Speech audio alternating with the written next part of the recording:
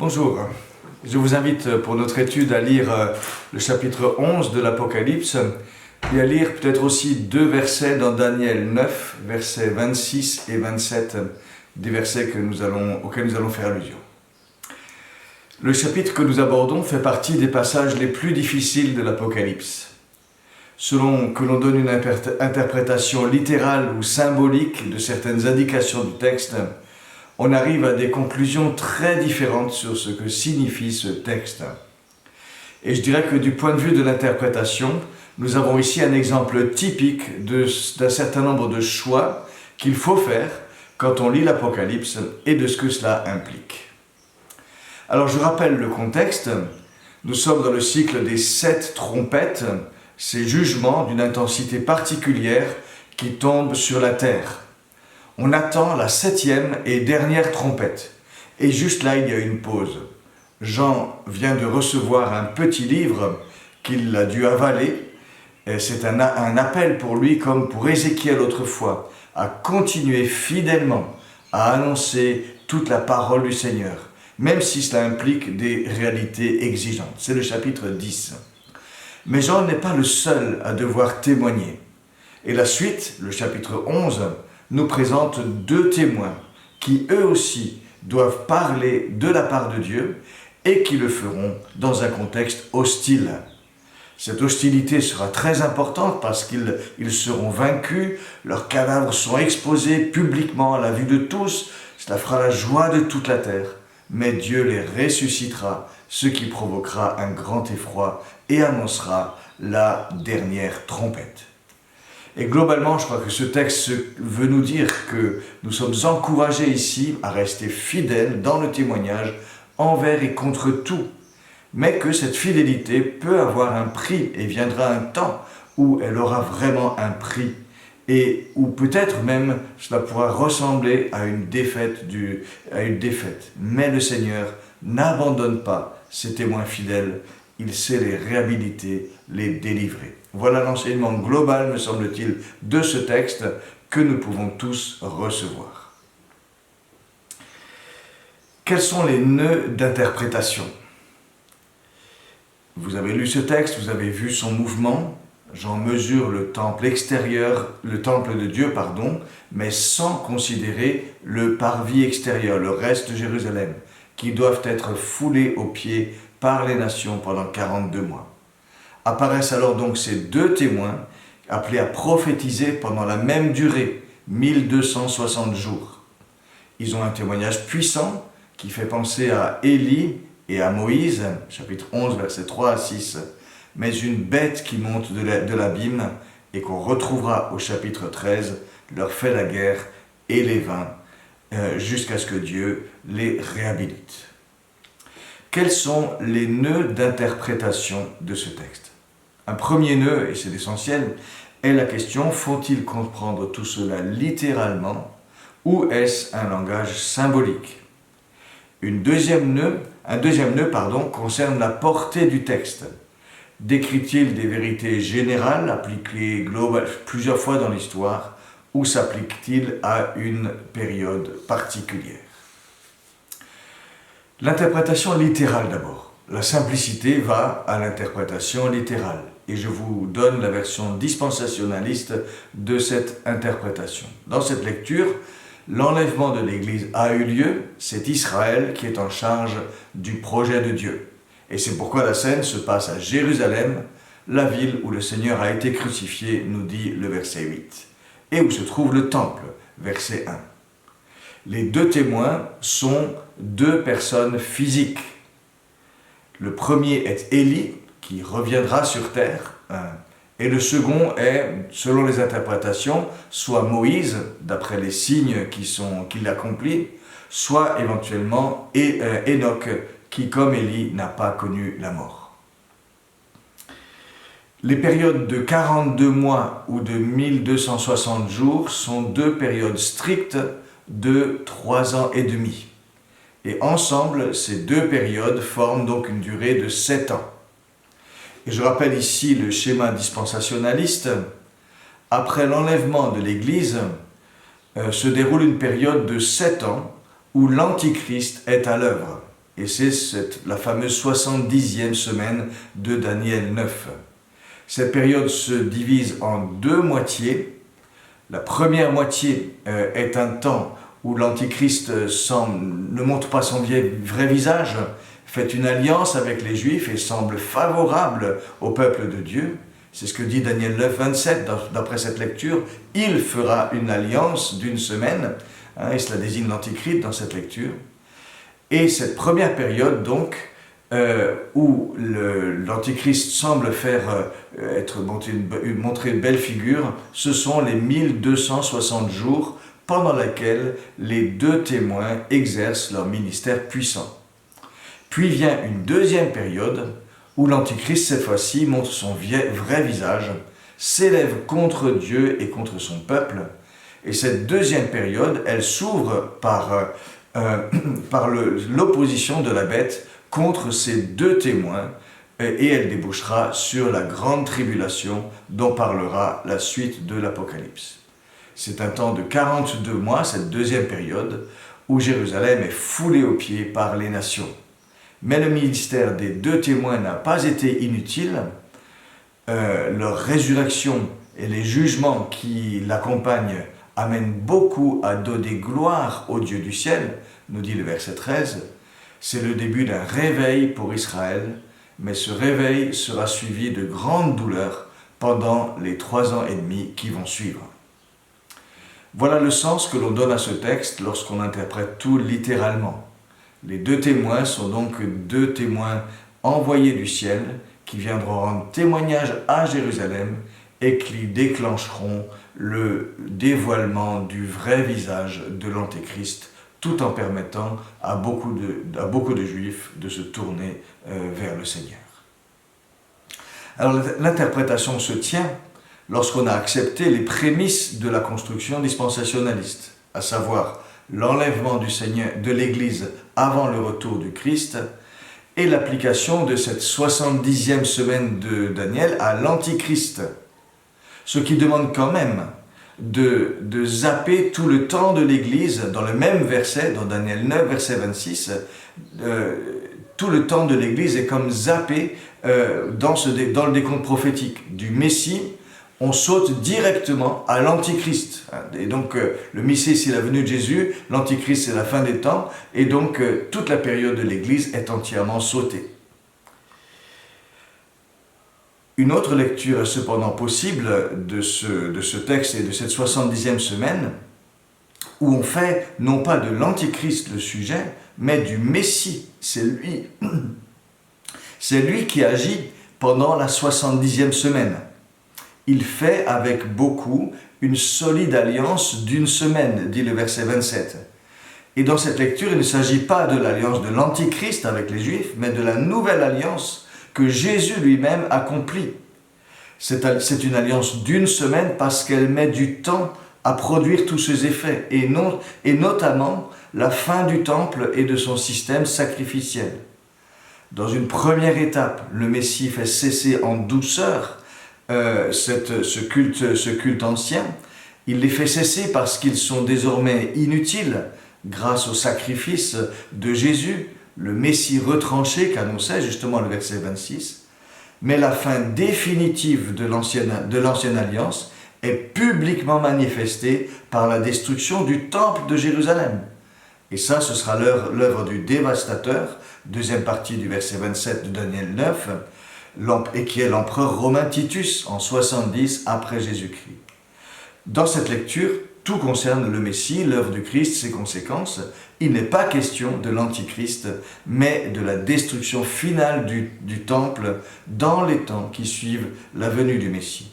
Le dévastateur achève dans la douleur ce que le Messie avait fait lui en douceur.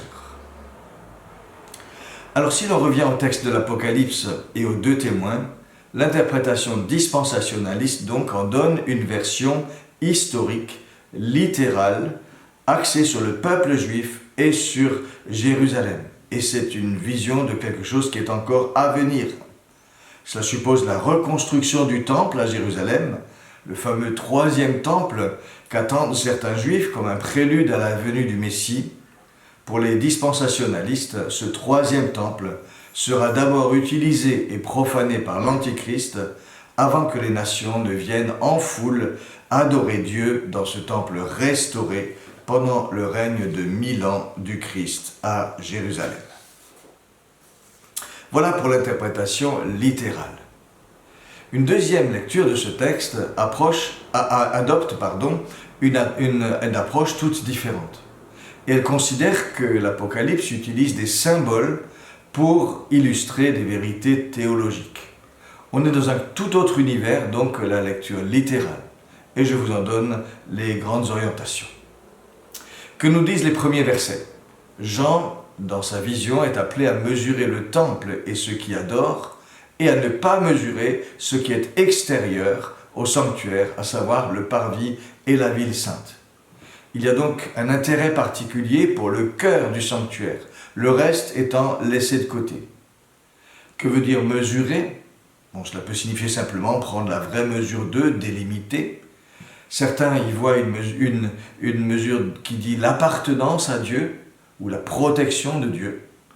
Sylvain Romerovski insiste sur le fait que mesurer, tirer le cordeau évoque plutôt la construction, le chantier. Et il y a plusieurs textes, Jérémie 31, versets 38 à 39, Zacharie 1, verset 16, qui vont dans ce sens-là. Mesurer le sanctuaire, c'est alors une façon de dire que sa construction continue. Un point important en tout cas est que le temple seul est mesuré, le reste étant laissé aux nations.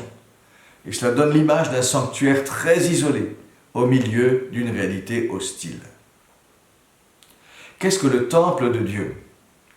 Théologiquement, pour le Nouveau Testament, le temple de Dieu de la Nouvelle Alliance, c'est le peuple de Dieu, l'ensemble des croyants. Zacharie avait annoncé le Messie comme celui qui bâtirait le temple, Zacharie 6, versets 12 à 13. Et Jésus accomplit cette prophétie, cette promesse, en disant « Je bâtirai mon Église », Matthieu 16, verset 18. Et le Nouveau Testament ne cesse de le dire « Nous sommes édifiés ensemble pour former le temple de Dieu, une habitation de Dieu en esprit, Jésus lui-même étant la pierre angulaire. » Éphésiens 2, versets 20 à 21. Nous sommes les pierres vivantes de ce temple. 1 Pierre 2, versets 5 et 6. Et c'est ce vers quoi notre texte nous oriente, qui insiste sur l'autel du temple, l'autel des parfums, qui représente le culte rendu à Dieu, et sur ceux qui adorent là, nous est-il dit au chapitre 11, verset 1. Il faut les mesurer, ceux qui adorent, et non les compter. Ils forment eux-mêmes le temple. Et donc l'image donnée ici de ce temple est celle d'un sanctuaire tout seul au milieu d'un environnement hostile. Les nations, c'est-à-dire le monde hostile à Dieu, foulent aux pieds tout ce qui est autour. Cet environnement est désigné comme la ville sainte, ce qui s'impose quand on pense au temple, au parvis. Mais est-ce une localisation? Sylvain Romerovski propose que cette mention de la ville sainte anticipe ce qui doit venir. Le territoire qui doit revenir à la ville sainte, c'est-à-dire la Nouvelle Jérusalem, est pour l'instant foulé aux pieds par les nations. Et dans ce contexte difficile et hostile, le peuple de Dieu est appelé à témoigner. Et c'est là la signification que prennent ces deux témoins. Ils représentent l'Église en mission dans le monde. Ils prophétisent revêtus de sac, verset 3. Ils parlent de la part de Dieu. Ils appellent à la repentance. Jean les identifie aux deux oliviers et aux deux chandeliers qui se tiennent devant le Seigneur de toute la terre.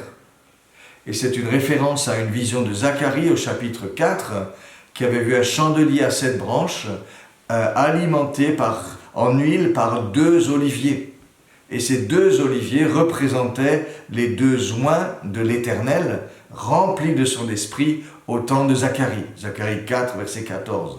À savoir Zorobabel, qui exerçait la fonction royale, et Josué, qui était grand prêtre. Les deux témoins sont donc rois et prêtres, et ils prophétisent. Ils unissent donc les trois fonctions pour lesquelles on recevait l'onction en Israël. Ils représentent donc le peuple de Dieu avec toutes ses prérogatives. Rendre un culte à Dieu, dire sa parole, participer à son règne. Ils sont identifiés à 2 chandeliers pour dire que leur fonction est de briller dans le monde, tout comme c'était la fonction des 7 églises au chapitre 1. Et s'il n'y a que 2 chandeliers au lieu de 7, c'est parce que le chandelier dit ici l'identité des témoins. C'est l'Église dans le monde. Dans cette lecture, les 2 témoins ne sont donc pas 2 individus, mais ils représentent l'Église, appelée à rendre témoignage envers et contre tout, dans un monde difficile où elle est isolée, entourée vraiment d'un contexte hostile à Dieu. Jean le Ier avait été encouragé par Dieu à continuer à dire fidèlement toute sa parole, c'est le chapitre 10. Et le chapitre 11 rappelle que c'est aussi le rôle de toute l'Église, le temple que le Seigneur place et bâtit au milieu du monde. Même si le monde est hostile, il faut persévérer, il faut témoigner. Comment comprendre la durée de ce témoignage ? 1260 jours, nous dit le verset 3. Il faut bien voir qu'il y a ici des chiffres qui se correspondent, et c'est des chiffres symboliques. 1260 jours, cela fait 3 ans et demi, en comptant des années de 360 jours. Et cela fait aussi 42 mois. Et ces chiffres se retrouvent dans la suite du livre de l'Apocalypse. Ils ont leur source dans le livre de Daniel. Et on peut dire la base est donnée dans Daniel 7, verset 24, où Daniel évoque un temps de persécution, le temps de la persécution du peuple de Dieu, et il dit c'est un temps, des temps et la moitié des temps. C'est-à-dire 1 plus 2 des temps plus 1 demi égale 3 et demi. 3 ans et demi. Et ce chiffre a une valeur symbolique. C'est la moitié de 7. Et c'est dire que la persécution ne sera toujours qu'une moitié de période, que le Seigneur saura toujours y mettre un terme, ce ne sera jamais une plénitude. Et ce chiffre devient, dans Daniel, le chiffre de l'épreuve du peuple de Dieu. On le retrouve au chapitre 12 et au verset 7.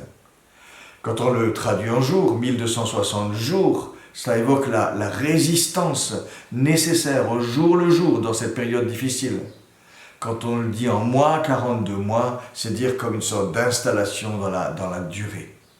Et c'est une bonne clé de lecture pour ces chiffres de dire qu'ils représentent le temps de l'épreuve et de la persécution du peuple de Dieu.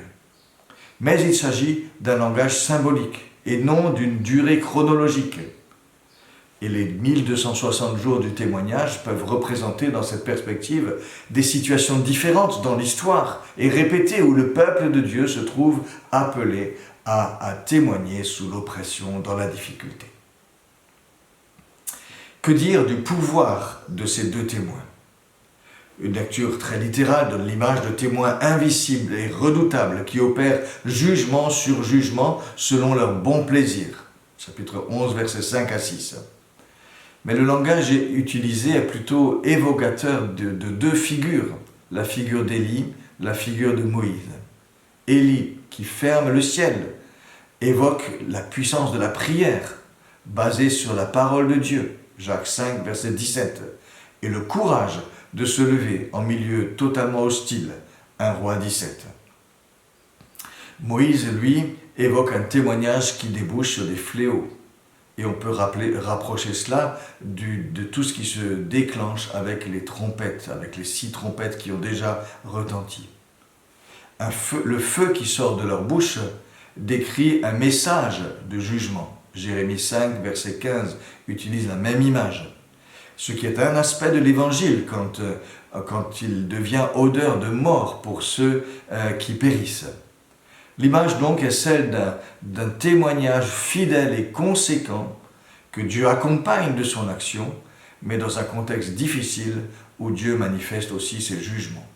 Et cela convient mieux que l'image de témoins invincibles qui sèveraient la désolation tout autour d'eux. Une précision ici, la description de ces 2 témoins à la manière d'Élie et de Moïse peut s'appliquer à diverses situations tout au long de l'histoire de l'Église. Mais il est clair que pour les générations qui doivent tenir ce rôle alors que les jugements de Dieu s'intensifient sur l'humanité, et c'est ce qui se passe lors des 6 trompettes, l'aspect jugement impliqué dans leur témoignage est bien plus marqué. Et notre texte se situe dans le cycle de cette trompette. La figure des témoins est liée à ce contexte aussi, tout en pouvant s'appliquer analogiquement à d'autres situations. En ce qui me concerne, je considère que les 7 trompettes sont plutôt une intensification des jugements à la toute fin des temps. Comment comprendre la suite et le sort des 2 témoins? On est ici dans les temps de la toute fin. La bête qui monte de l'abîme représente l'Antichrist, qui incarne l'opposition finale à Christ et à son peuple, et que le Seigneur détruira du souffle de sa bouche à son retour. 1 Thessaloniciens 2, verset 8. Daniel l'avait annoncé comme une corne arrogante qui combattrait les membres du peuple saint et qui l'emporterait sur eux. Daniel 7, verset 21.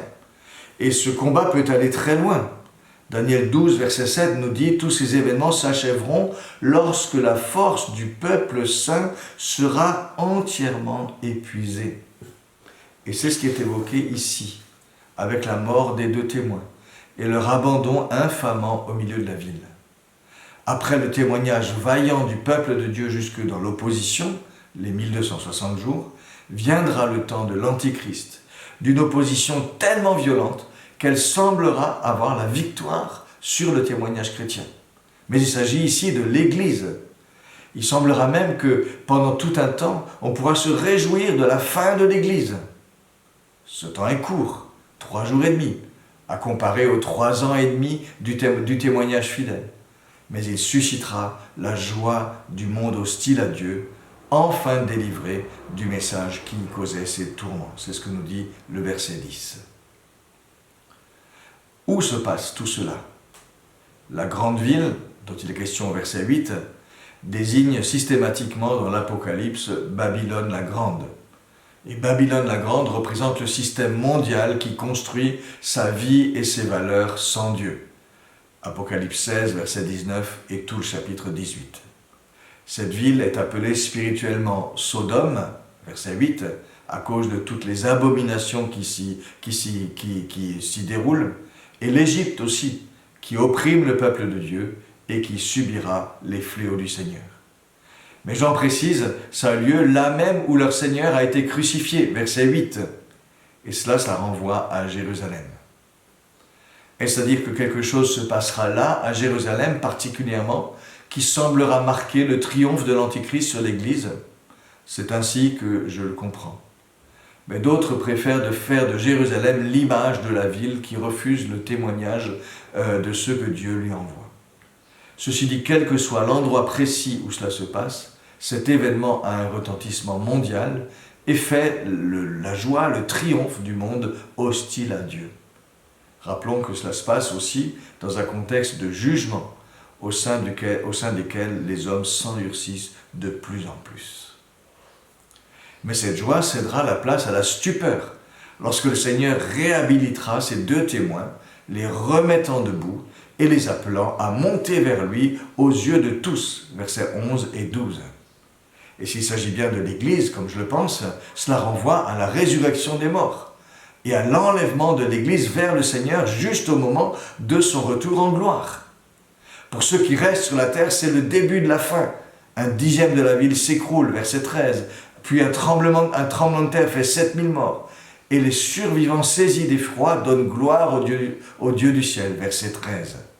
Jusqu'ici, personne ne s'était repenti, malgré les fléaux de Dieu, nous dit le chapitre 9, versets 20 et 21.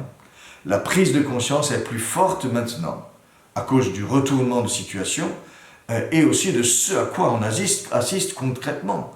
Des hommes, des femmes dont on avait fêté la mort et qui reviennent à la vie pour être enlevés vers le ciel, avec peut-être des phénomènes qui annoncent le grand bouleversement lié à la venue du Seigneur. Il y a de quoi être totalement ébranlé.